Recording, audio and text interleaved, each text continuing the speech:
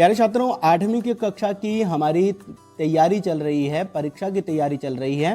तो इस बीच हमारा यह चतुर्थ प्रश्न कैसा होगा, वहाँ पर हो सकता है ये प्रश्न वहाँ पर प्रश्न का प्रारूप तो आपको ऐसा ही रहेगा, परंतु यही कथा हो ये कोई निश्चित नहीं है।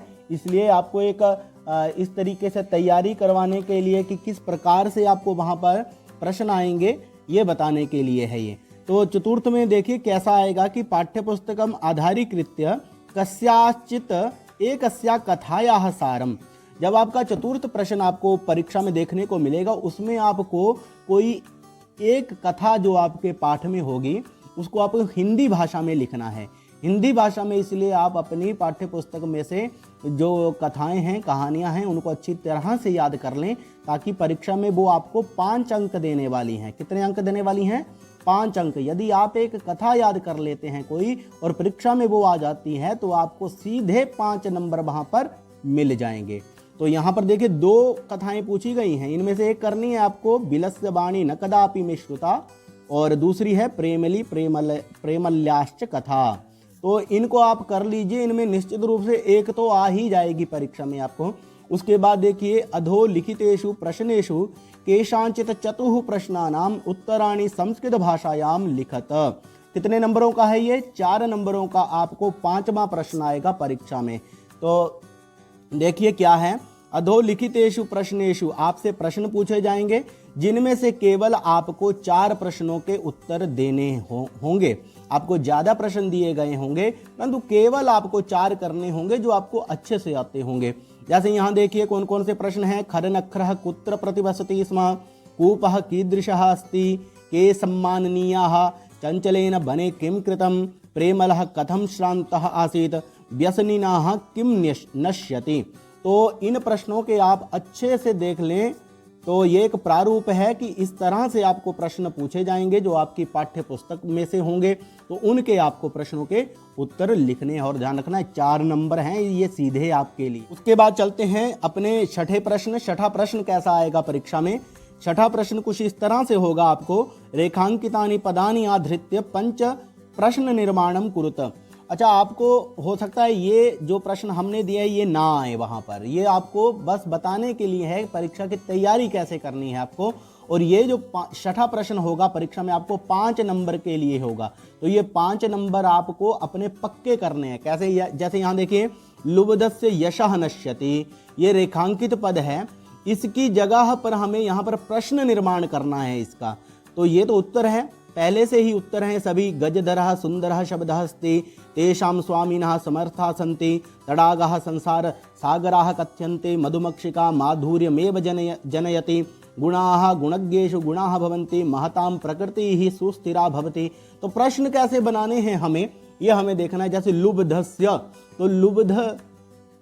तो लुब्धस्य शब्द जो है षष्ठी विभक्ति में बनता है। तो षष्ठी विभक्ति में यदि प्रश्न निर्माण करेंगे तो बन जाएगा कस्य यशः नश्यति। क्या आएगा? कस्य यशः नश्यति।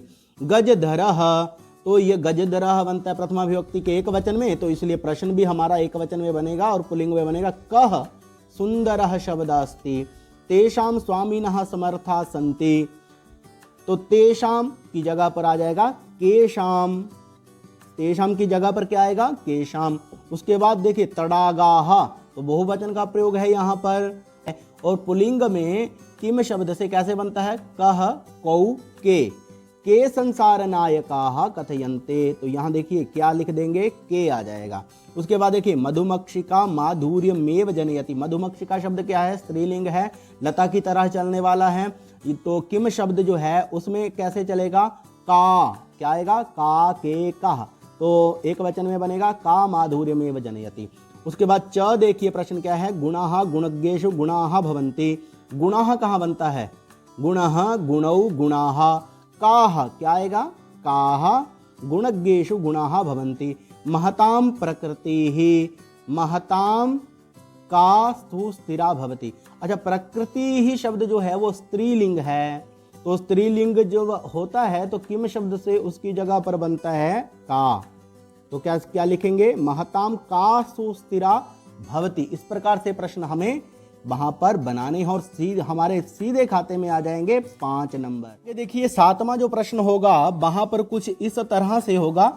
ये आपकी कहीं पाठ्य पुस्तक से लिया जाएगा कि यहाँ पर जैसे लिखा है मंजुषातः पदानि चित्वा पंच रिक्त स्थानानि पूरयत। ये आपको मंजुषा दी गई है। इस मंजुषा में से ये जो शब्द हैं इनको इनमें भरना है, रिक्त स्थानों में भरना है। आप देखेंगे कि कौन सा रिक्त स्थान कहाँ पर, कौन से रिक्त स्थान में इनमें से कौन सा शब्द भरा जाएगा। तो यहाँ देखिए जैसे भज, सदा, एव, बिना, तथा, जिज्ञासा, परितः ऐसे शब्द दिए गए हैं। तो सारे के सारे अव्यय शब्द हैं। अव्यय शब्द ऐसे होते हैं जो न तो किसी लिंग में, न किसी विभक्ति में, न किसी वचन में बदलते हैं।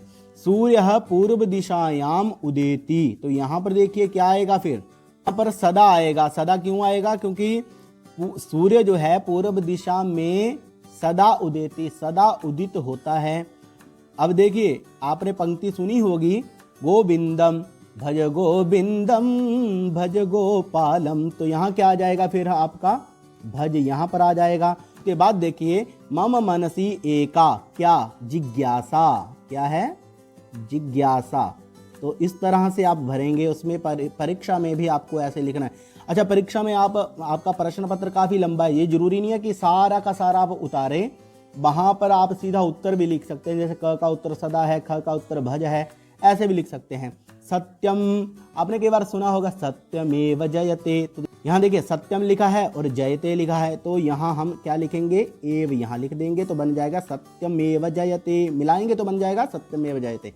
उसके बाद देखिए विद्याम जीवनम वृथा, विद्या जीवन वृथा है, बेकार है। बिना, विद्या के बिना, तो बन जाएगा यहाँ बिना आ जाएगा। बिना कहाँ से आएगा? यहाँ से आ जाएगा। उसके बाद देखिए सह यथा चिंतयति, यथा तथा, तो यहाँ आएगा तथा। ये तथा को यहाँ पर ले आएंगे और आ जाएगा तथा। उसके बाद देखिए ग्रामम, परितः को लाएंगे सीधा। ग्रामम वृक्षाः सन्ति, वृक्ष हैं कहाँ पर? परितः, चारों ओर, गांव के चारों ओर वृक्ष हैं। तो ये अभ्यास भी हमारा हो गया। जो पुस्तक में जहाँ कहीं भी रिक्त स्थान है उनको ध्यान से देखें, उनमें से कोई सा भी रिक्त स्थान आपको आ सकता है। उसके बाद देखिए यदि 8वां यदि आपको कोई प्रश्न पूछा जाएगा तो वह कुछ ऐसा होगा। कैसा? संस्कृत पाठ्य पुस्तकम आधारीकृत्य एकम श्लोकम अर्थ सहितम लिखत। अच्छा, आपको पता क्या करना है? आपको अपनी पाठ्य पुस्तक का जो श्लोक अच्छा लगता है और थोड़ा सा आता भी हो, उसे अच्छी तरह से याद कर लें। और अच्छी तरह से याद करने के साथ साथ उसकी हिंदी भी अच्छे से याद कर लें, क्योंकि ये आपको सीधे 4 नंबर दिलाने वाला है। और इसमें करना कुछ नहीं है, बस एक श्लोक आपको याद करना है और उसकी हिंदी आपको याद करनी है। सीधे आगे आपके खाते में 4 नंबर। अब चलते हैं आगे। 9वां जो हमारा प्रश्न है, प्रश्न नंबर 9, अधोलिखितेषु शब्देषु केषांचित चतुर शब्दानाम, 4 शब्दों का, देखिए 1 2 3 4 5 6, 6 दिए हैं। 6 में से कितने करने हैं? 4 करने हैं। शब्द रूपाणी यदा निर्दिष्ट विभक्ति नाम, जैसा आपको कहा गया है वैसे त्रिषु वचनेषु लिखत, तीनों वचनों में आपको लिखने हैं। जैसे यहाँ देखिए अस्मद शब्द दिया है, कहता है कि अस्मद शब्द को प्रथमा विभक्ति में लिखो। तो अस्मद शब्द को कैसे लिखेंगे प्रथमा विभक्ति में? अहम, आवाम द्विवचन में बनता है और बहुवचन में बनता है वयम। अब देखिए लता शब्द को तृतीया विभक्ति में, तो क्या बनेगा? लतया। फिर देखिए लताभ्याम, उसके बाद फिर देखिए लता भी, ऐसे लिखेंगे लता भी। उसके बाद देखिए राम शब्द है, मान लीजिए आपको राम शब्द पूछा जाता है द्वितीया विभक्ति में, तो क्या लिखेंगे? रामम,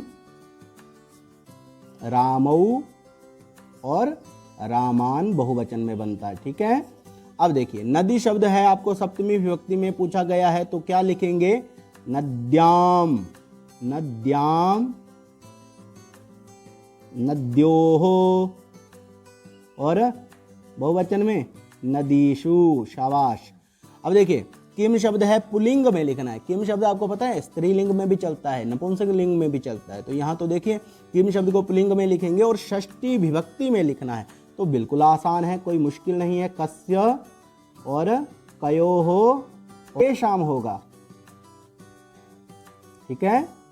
आगे देखिए देव शब्द प्रथमा विभक्ति, बहुत ही आसान है। जैसे राम चलता है, राम शब्द आपने याद किया होगा, वैसे ही चलेगा। रामः रामौ रामः, देवः देवौ देवाः। ठीक है, तो ऐसे करना है आपको, ये नहीं आएंगे आपको, हो सकता है इसमें से एक आधा दो आ जाएं परंतु और आ जाएंगे, तो इसलिए शब्दों को ध्यान में रखना है आपको। ठीक है, तो ये आपको 4 नंबर दिलाने वाला है, सीधे 4 नंबर, और छोड़ना नहीं है परीक्षा में इसको।